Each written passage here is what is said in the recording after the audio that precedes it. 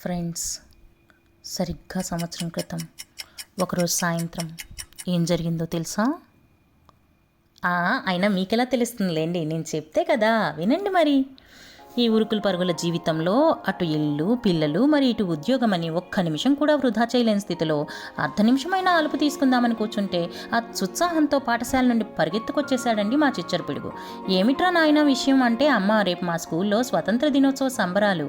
మరి ఆ సంబరాల్ని సంక్రాంతి ముగ్గుల్లాగా రంగులమయం చేయటానికి 3 రంగుల బ్రేక్ఫాస్ట్ తీసుకురావాలని టీచర్ చెప్పారు అన్నాడు.